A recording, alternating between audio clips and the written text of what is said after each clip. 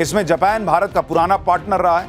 मोदी कैसे ट्रंप के टैरिफ वाले खेल का तोड़ इसी दौरे में निकाल रहे हैं, आपको पहले उसके बारे में बताता हूं। मेक इन इंडिया में जापान एक बड़ा सहयोगी देश है। गुजरात में जापान की निप्पॉन स्टील 1500 करोड़ रुपए का निवेश कर रही है।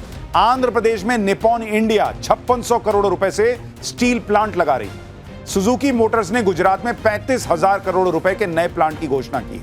यानी ट्रंप जितना भी जोर लगा ले, कितना भी टैरिफ लगा ले, भारत ने इसका तोड़ निकाल लिया है और अपने रास्ते खुद बना रहा है। इसमें जापान भारत का पुराना पार्टनर रहा है।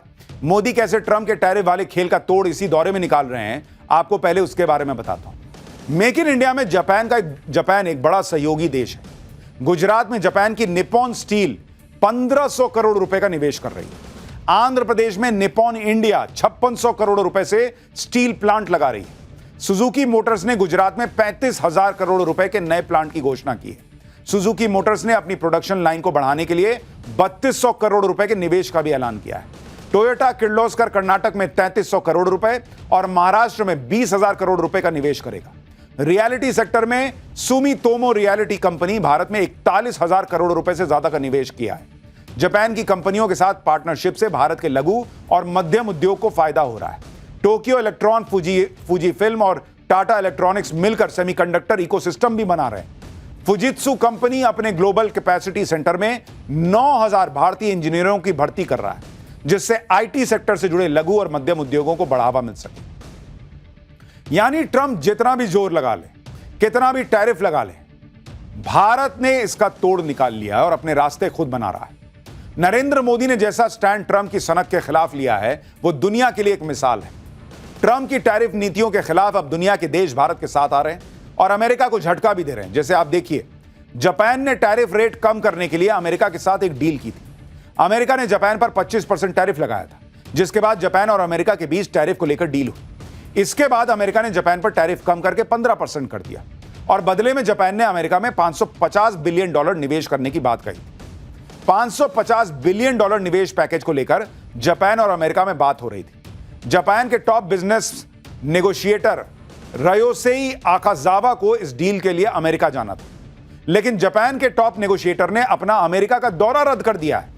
कहा जा रहा है कि इस निवेश से जापान को कोई खास फायदा नहीं होने वाला है। जापान चाहता कि अमेरिका में उसके निवेश से दोनों देशों को समान तौर पर फायदा पहुंचे। इसी को लेकर जापान और अमेरिका के बीच मतभेद दिख रहे हैं। डील के कुछ बिंदुओं पर प्रशासनिक स्तर पर चर्चा की जरूरत बताई जा रही है।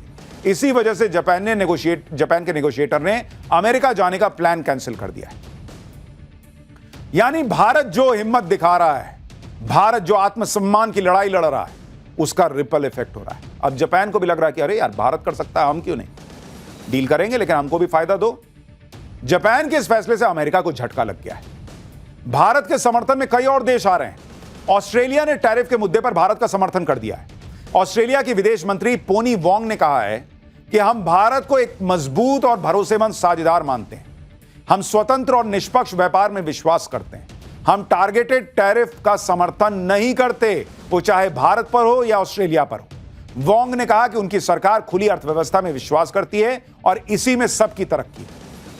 ऑस्ट्रेलिया का यह बयान काफी महत्वपूर्ण है और टैरिफ के खिलाफ भारत के पक्ष को मजबूती देता है कि टैरिफ एक तरफा और गलत है जो ट्रंप लगा रहे हैं। यानी नरेंद्र मोदी के साथ दुनिया धीरे धीरे खड़ी हो रही है, क्योंकि भाई मोदी और भारत ने ताकत दिखाई। ऐसे कैसे कर देगा जी? लोगों को लगा हाँ यार, ये हो सकता है, हम भी लड़ सकते हैं। भारत को इस तरह से सपोर्ट मिलता देख और भारत का अपना सख्त स्टैंड देखकर ट्रंप बौखलाते जा रहे हैं। ट्रंप अब तक खुद बोल रहे थे, अब अपने सलाहकारों को भारत विरोधी बयान देने के लिए उतार दिया है और वो ऐसे ऐसे बयान दे रहे हैं कि दुनिया कह रही है कि सलाहकार जोकर है जी। पीटर नवारो जो ट्रंप के सलाहकार हैं, व्हाइट हाउस में ट्रेड और मैन्युफैक्चरिंग के सीनियर काउंसिल हैं, वो लगातार भारत के खिलाफ बयानबाजी कर रहे हैं। पीटर नवारो ने तो अब ऐसी बात कह दी जिसे सुनकर आपको हंसी आएगी। पीटर नवारो ने कहा है कि भारत हमें सामान बेचकर जो पैसा कमाता है, उससे रूस से कच्चा तेल खरीदता है, उस तेल को रिफाइनरी में प्रोसेस करता है और खूब पैसा कमाता है। लेकिन रूस भारत से मिले पैसे का इस्तेमाल हथियार बनाने और यूक्रेनियों को मारने में करता है। इसलिए अमेरिकी करदाताओं को यूक्रेनियों को सैन्य तरीके से और अधिक सहायता देनी पड़ती है। यह मोदी का युद्ध है जिसके लिए हमें धन जुटाना पड़ता है। इस युद्ध में शांति का रास्ता नई दिल्ली से होकर जाता है। यह अमेरिका रशिया से सामान खरीदता है, उसका पैसा क्या करते हैं पुतिन? पुतिन ने क्या लिस्ट बनाई है कि अच्छा यूक्रेन पे हमला करने जा रहे हो, वो वाला रख दो, वो अमेरिका के पैसे से हमने हथियार खरीदा है, ये वाला लेके जाओ, ये भारत के पैसे से हथियार खरीदे, ऐसा बोलते हैं क्या? यूरोप जो गैस खरीद रहा है उसका कुछ नहीं, उससे हथियार नहीं खरीदते हैं क्या पुतिन? उससे हथियार नहीं बनाते हैं, खाली उन्होंने एक फंड रखा हुआ है कि मोदी के यहां से, भारत के यहां से जितना पैसा आएगा इसी से हथियार खरीदेंगे, इसी से यूक्रेनियों को मारेंगे। और ये 4 साल से तुम लोग जो जेलेंस्की को चढ़ाए हुए हो कि मारना भाई मार, हम पीछे खड़े हैं, और आप उसको कह रहे हो कि जमीन छोड़ दे भाई, हम जो बोल रहे हैं वो डील कर ले, मेरे को नोबेल पुरस्कार चाहिए। तुम्हारा युद्ध है ये, और भारत के खिलाफ कुछ नहीं मिल रहा तो तमाशा चल रहा है कि मोदी का युद्ध है, दिल्ली से रास्ता निकलेगा डील करने का।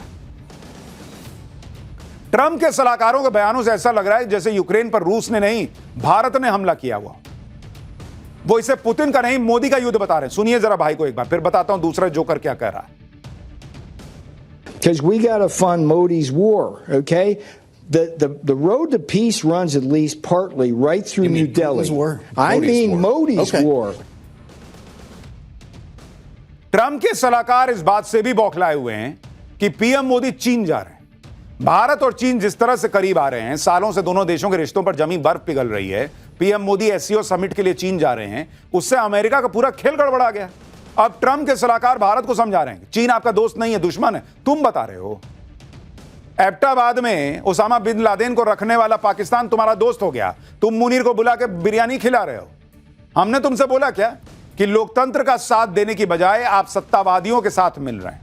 आप दशकों से चीन के साथ एक शांत युद्ध में हैं। चीन ने अक्साई चीन और आपके पूरे क्षेत्र पर आक्रमण किया, वो आपका मित्र नहीं है। चीन हमारा मित्र नहीं है, तुमको समझ में आ रहा है, और पाकिस्तान तुम्हारा मित्र है। यानी पीएम मोदी अभी चीन पहुंचे भी नहीं, लेकिन अमेरिका अभी से परेशान हो गया। पीटर नवारो ने भारत को ऑफर दे दिया कि अगर भारत रूस से तेल खरीदना बंद कर दे तो टैरिफ 50% से फौरन 25% हो जाएगा। सुनिए एक बार। Look, it's real easy. India can get 25% off tomorrow if it stops buying Russian oil and helping to feed the war machine. इसी तरह से ट्रंप के एक और सलाहकार केविन हैसेट ने भी भारत को धमकाने की कोशिश की।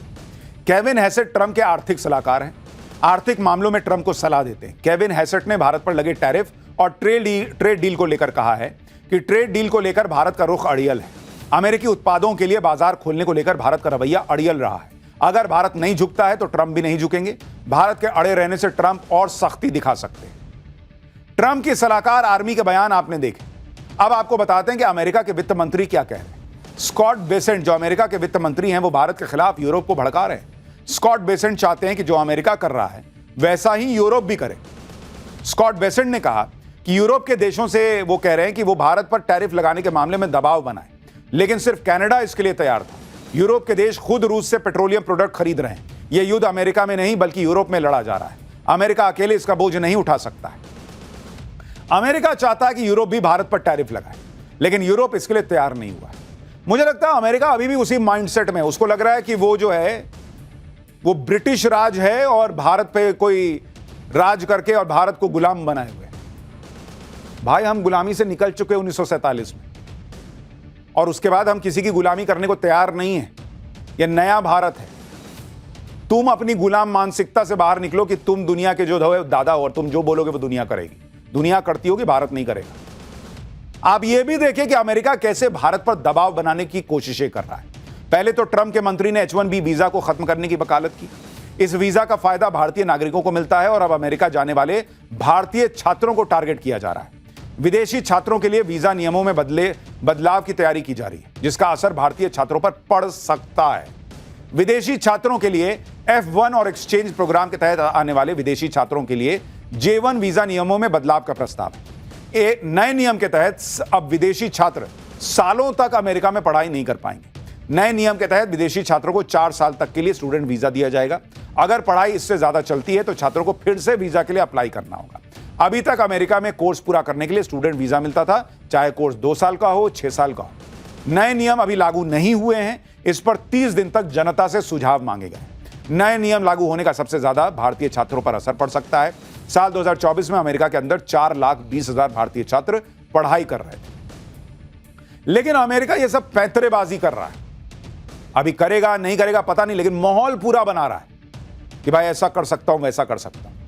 हालांकि वीजा के मुद्दे पर एक अमेरिकी देश से भारत के लिए खुशखबरी भी आई। दक्षिण अमेरिकी देश अर्जेंटीना ने भारतीयों के लिए वीजा नियमों में ढील दी है।